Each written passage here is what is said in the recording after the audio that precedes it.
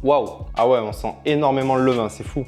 Aujourd'hui, je me suis posé une vraie question. Est-ce qu'on peut faire du levain avec du lait? Est-ce que ça marche? Bah écoutez, on va tester tout de suite. Donc dans cette vidéo, j'ai envie de tester un pain au lait 100% fermenté au levain de lait. Donc mon idée, c'est d'hydrater uniquement avec du lait fermenté. Je vais partir sur 80% d'hydratation avec du lait. Et je vais rajouter 10% de levain chef.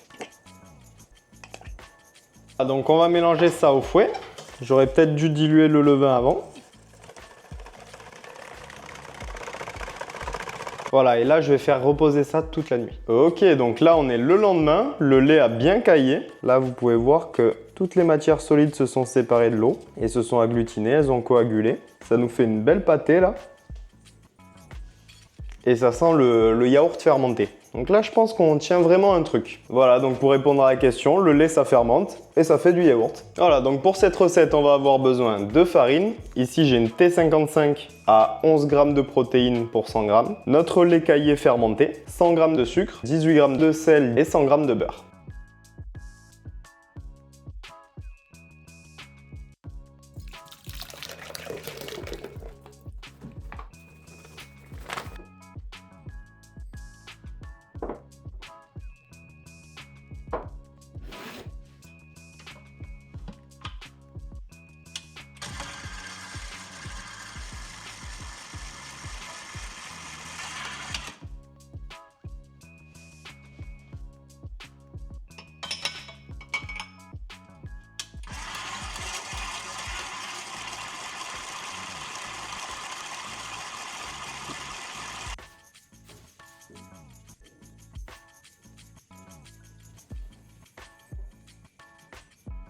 On se retrouve du coup après une douzaine d'heures pour regarder notre pâte. Alors, qu'est-ce qui s'est passé? Donc là, ce que j'ai fait, c'est que je l'ai laissé doubler de volume après le pétrissage, tout simplement. Déjà, on peut voir que le levain de lait, ça a réussi à faire fermenter la pâte. Après, c'est vrai que ça a été assez lent et je pense que dans une production, c'est pas vraiment réalisable. Donc on va se la sortir et on va s'amuser avec.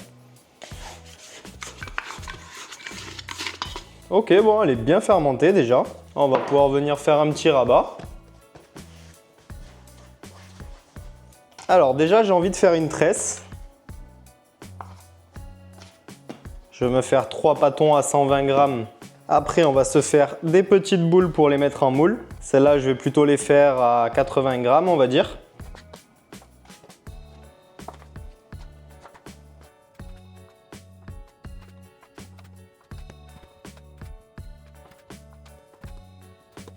Ok, donc là, ce qu'on va faire, c'est qu'on va mettre en forme et on va laisser prendre le froid pour que ce soit plus facile à façonner plus tard.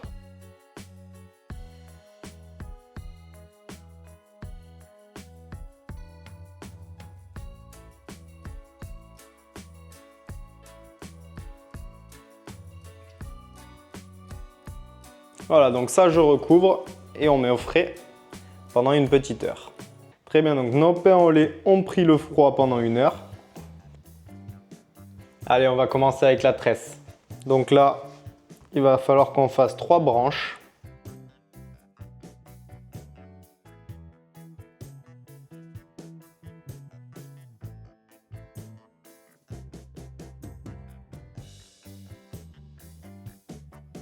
Ensuite, on vient bien les étirer sans déchirer la pâte.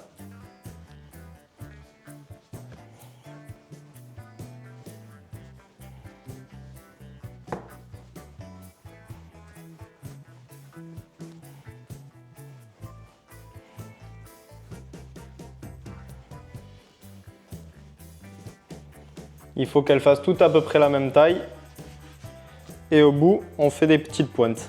On met la soudure, ce qu'on appelle la clé en boulangerie, en dessous.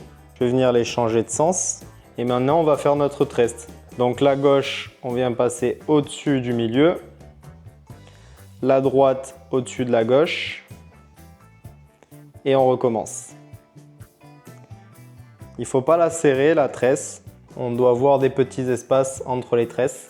Voilà, une fois que c'est fait, on rejoint les bords. On fait passer en dessous. Et on retourne. Et là, c'est exactement pareil.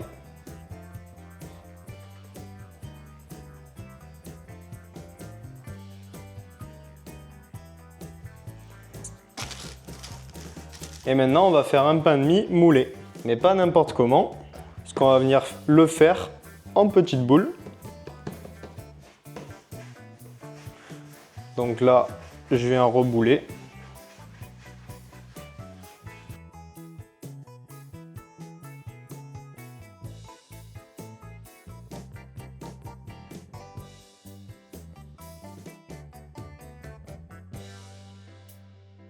Et voilà, on essaie de les disposer bien régulièrement. Et maintenant, on met de côté. Et là, on va pouvoir venir faire nos petits pains au lait. Donc là, c'est pas compliqué. On vient replier un peu comme une baguette.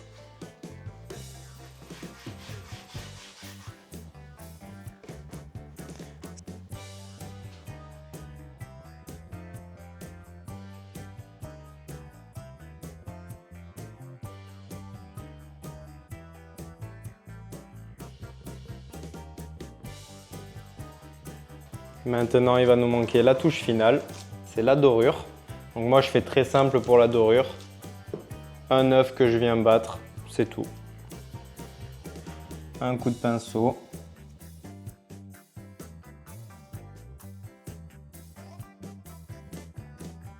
Une petite dernière chose, on va venir en lamer certains.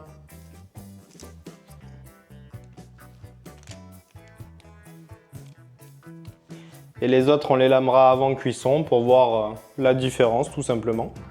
Je peux vous montrer autre chose aussi, ce qui est sympa à faire. Vous prenez un ciseau, on part du bout.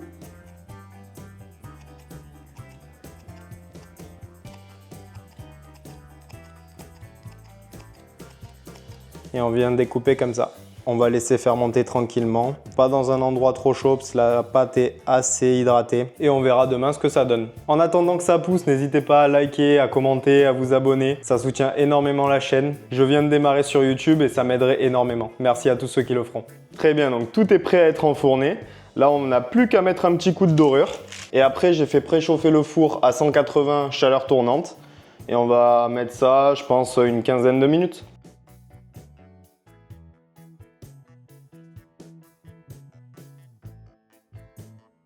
Voilà, donc sur les derniers qu'on n'avait pas lamés, on va tester un lamage juste avant cuisson.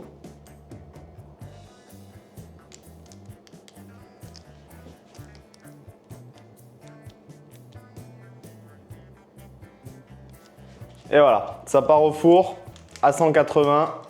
Je vous dirai le temps de cuisson plus tard. Les amis, je profite que le pain est en cuisson pour vous prendre 2 minutes. Pour les boulangers qui nous regardent, je réalise de l'accompagnement et de la formation professionnelle en boulangerie.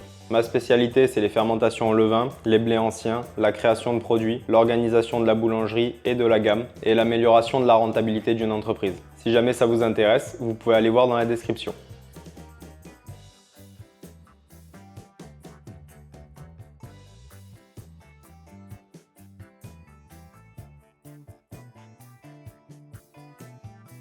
Bon, tout vient de refroidir, on va pouvoir regarder et déguster un peu.